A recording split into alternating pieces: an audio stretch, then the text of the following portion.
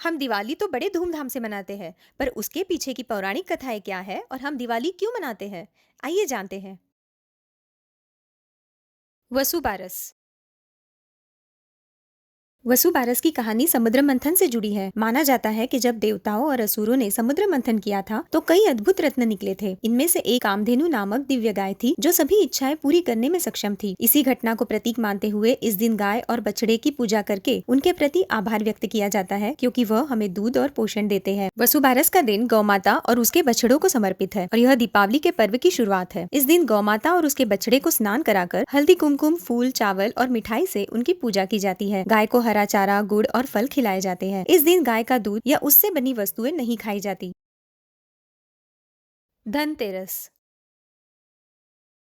समुद्र मंथन के दौरान जब कई दिव्य वस्तुएं निकली, तब कार्तिक कृष्ण तेरस के दिन आरोग्य के देवता भगवान धन्वंतरी अपने हाथों में अमृत कलश लेकर प्रकट हुए। ऐसी मान्यता है कि उनमें भगवान विष्णु का अंश है और वह आयुर्वेद के जनक है। इसी दिन हम धनतेरस मना के अपने स्वास्थ्य और दीर्घायु की कामना करते हुए भगवान धन्वंतरी की पूजा करते हैं। धनतेरस केवल धन का ही नहीं बल्कि स्वास्थ्य, आयु और समृद्धि का भी पर्व है। इस दिन माँ लक्ष्मी और कुबेर देवता की पूजा तो करते ही है, पर इनके साथ अपने स्वास्थ्य और दीर्घायु की कामना करते हुए आरोग्य के देवता भगवान धन्वंतरी की भी पूजा की जाती है और घर के मुख्य द्वार पर दक्षिण दिशा की ओर दीप जलाकर यमराज के लिए दीपदान करते हैं, ताकि यमदेव प्रसन्न रहे और अकाल मृत्यु से रक्षा हो। नरक चतुर्दशी।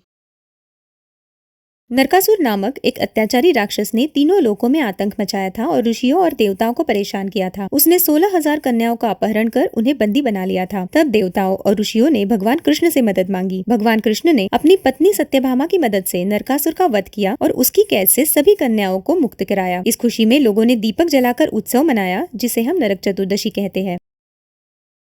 लक्ष्मी पूजन।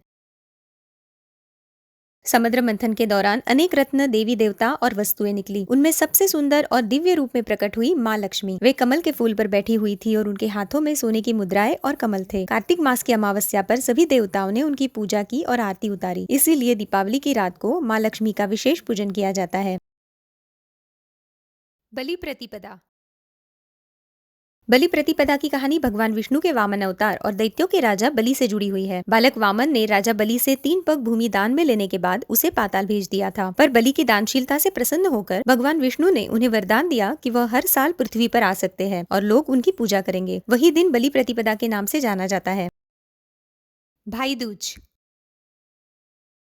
भाई दूज का त्योहार यमराज और यमुना, इन भाई बहन के अटूट प्रेम के रिश्ते का प्रतीक है। इसीलिए इसे यम द्वितीया भी कहा जाता है। ऐसी मान्यता है कि इसी दिन यमुना जी ने यमराज को भोजन कराया और तिलक कराया था। इससे प्रसन्न होकर यमराज ने कहा, जो भी आज के दिन अपनी बहन से तिलक करवाएगा वह दीर्घायु होगा। तभी से भाई दूज का यह पर्व मनाया जाता है।